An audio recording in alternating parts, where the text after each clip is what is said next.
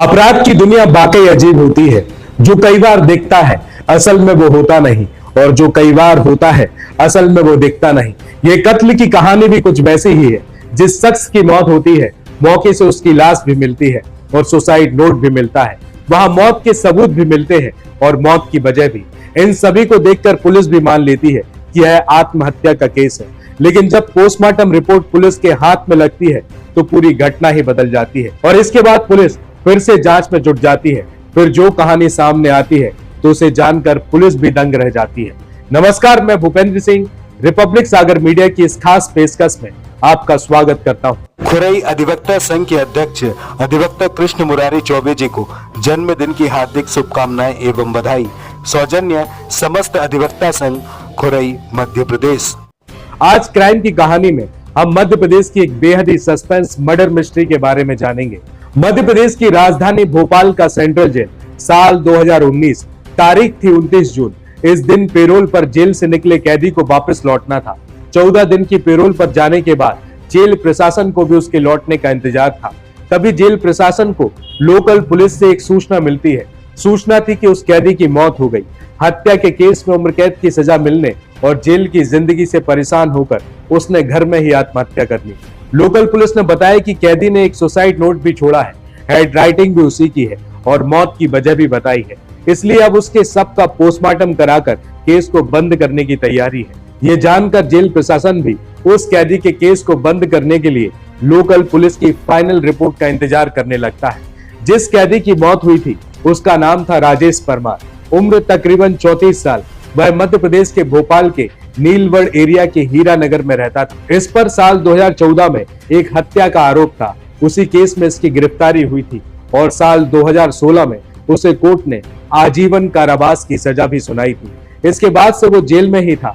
उसी समय उसके पिता राजेश की मौत हो गई थी और इसकी वजह से ही उसे 14 दिन की पेरोल मिली थी। इसलिए 15 जून को वो पेरोल से बाहर आया था और 29 जून को उसकी पेरोल खत्म होने वाली थी। इस वजह से उसे हर हाल में 29 जून को जेल वापस लौटना ही था। लेकिन 29 जून की सुबह उसके घर से आग की लपटें निकलने लगी, जिसे देख आसपास के लोगों ने पुलिस को सूचना दी। फायर ब्रिगेड की गाड़ियां और लोकल पुलिस मौके पर पहुंची। आग बुझाने पर देखा तो एक युवक पूरी तरीके से जल चुका था। चेहरा और शरीर भी पूरी तरीके से जला हुआ था। देखकर ही वो मरा हुआ सा लग रहा था। फिर भी पुलिस ने आखिरी उम्मीद में उसे तुरंत अस्पताल में भर्ती कराया, जहां पर डॉक्टरों ने उसे मृत घोषित कर दिया। अब पुलिस ने घर की तलाशी ली तो एक सुसाइड नोट भी मिला, जिसमें लिखा था कि पिता की मौत होने से वो दुखी है। अब परिवार में कोई भी उसे पेरोल नहीं दिलाएगा। इस वजह से वो अब दुनिया से निराश हो चुका है, लिहाजा वो आग लगाकर आत्महत्या कर रहा है। इसके लिए कोई दूसरा जिम्मेदार नहीं। अब इस सुसाइड नोट के आधार पर पुलिस ने भोपाल सेंट्रल जेल को भी सूचना दी। सबको पोस्टमार्टम के लिए भेज दिया। साधारण सुसाइड केस समझकर पुलिस ने इसे भी बंद कर दिया। उधर पोस्टमार्टम के बाद सबको रिश्तेदारों को सौंप दिया गया, जहां पर रिश्तेदारों ने सबका अंतिम संस्कार कर दिया। लेकिन इस पूरे केस में 24 घंटे बाद एक नया मोड़ आया, जब वहां की पुलिस को राजेश परमार की पोस्टमार्टम रिपोर्ट मिली। उस समय भोपाल पुलिस के नए एएसपी अखिलेश पटेल के पास नीलवड़ का एरिया था और जब उन्होंने पोस्टमार्टम रिपोर्ट को देखा तो बेहद ही चौंक गए। रिपोर्ट में लिखा था कि गला दबाने से जान गई, यानी कि मौत की वजह आग या धुएं से दम घुटना नहीं बल्कि गला दबाकर हत्या हुई थी। फिर वो इस केस की तफ्तीश में जुट गए। तुरंत मौके से ली हुई सभी फोटोग्राफ अपने पास मंगवाते हैं। सभी फोटो को वो बारीकी से देखते हैं तो वो फोटो में देखते हैं कि मरने वाले शख्स का पैर बिल्कुल एक दूसरे से चिपका हुआ है, जबकि जब भी कोई जलकर मरता है तो तड़पने लगता है और फिर उसके पैर एक दूसरे से चिपकने की बजाय अलग अलग होने चाहिए। लेकिन इस केस में ऐसा नहीं था।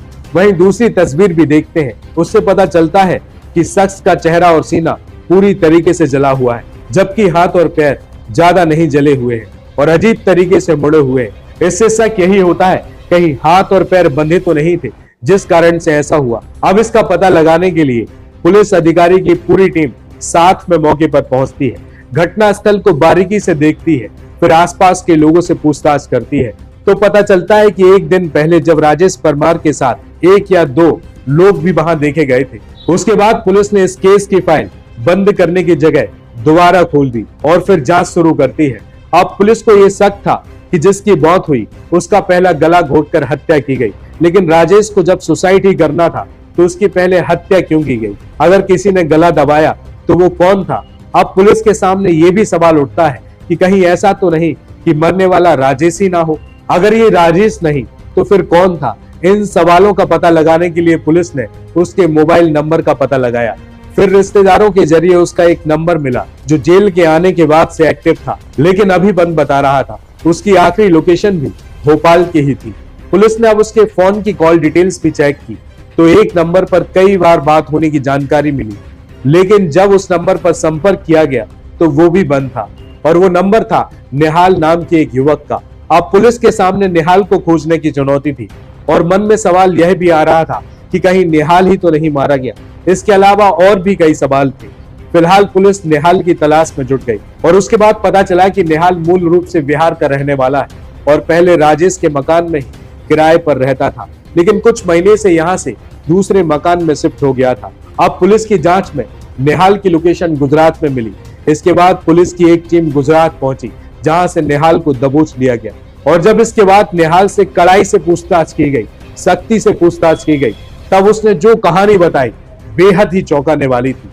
निहाल ने बताया कि जेल से पैरोल पर आने के बाद राजेश परमार ने उससे संपर्क किया, फोन पर बात भी हुई और वो उससे मिलने भी गया था। बातचीत के दौरान वो काफी परेशान था और काफी इमोशनल भी था, क्योंकि पिता की मौत के बाद उसे अब जिंदगी में शायद ही कभी पैरोल मिलने की उम्मीद थी।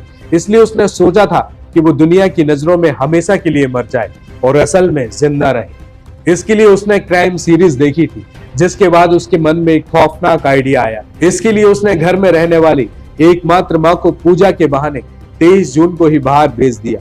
इसके बाद साजिश रची कि 29 जून को पैरोल खत्म होने के बाद भी उसे जेल नहीं जाना पड़े।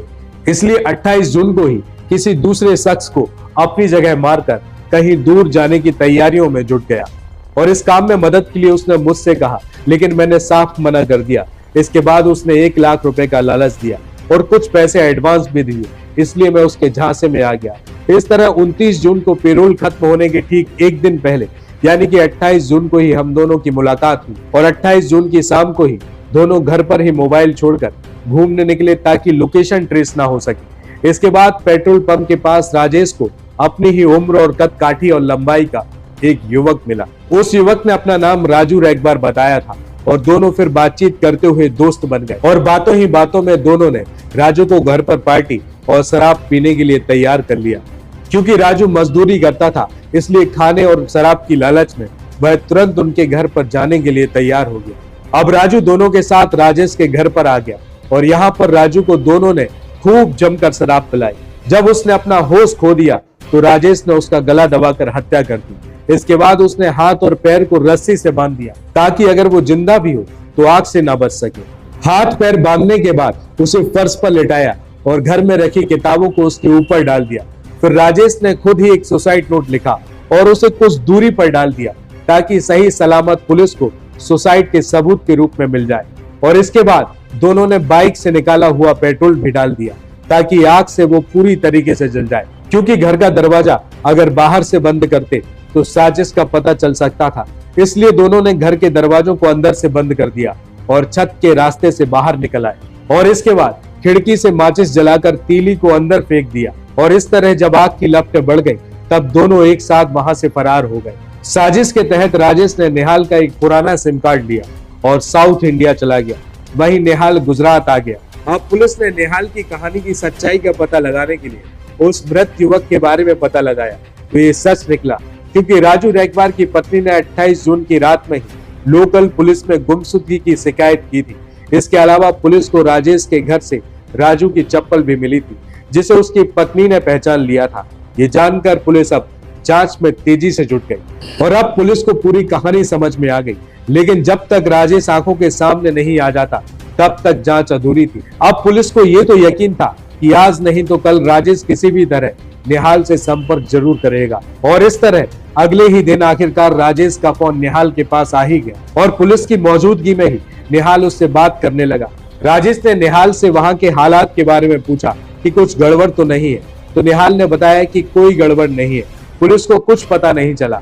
इसके बाद राजेश ने कहा कि चेन्नई में उसे कुछ मदद चाहिए, अगर कोई दोस्त हो तो बताना। तो इस पर निहाल ने कहा कि जल्द ही वह बताएगा।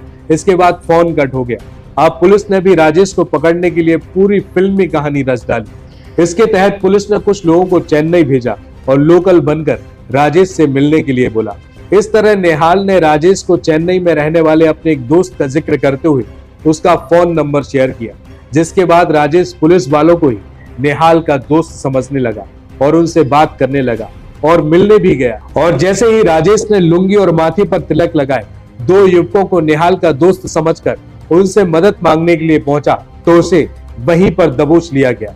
इस तरह पुलिस ने एक ब्लाइंड मर्डर केस का खुलासा करते हुए 8 जुलाई 2019 को पूरे केस को मीडिया के सामने रखा। और इस केस के बारे में खुद आईपीएस अधिकारी अखिल पटेल कहते हैं कि ये केस कानून की आंखों में धूल झोंकने वाला था, लेकिन जब बारीकी से केस की जांच हुई तो पूरा सच सामने आ गया। और इसके बाद राजेश परमार फिर से सलाखों के पीछे सेंट्रल जेल भोपाल भेज दिया गया। रिपब्लिक सागर मीडिया को सब्सक्राइब अवश्य करें और आप हमारी आने वाली सभी वीडियो को देखना चाहते हैं तो आपको उसके लिए घंटी जरूर दबानी पड़ेगी, ताकि आपको सभी वीडियो की नोटिफिकेशन समय समय पर मिलती रहे। रिपब्लिक सागर मीडिया पर जो भी वीडियो आएगा वह सच की कसौटी पर कसकर ही आएगा।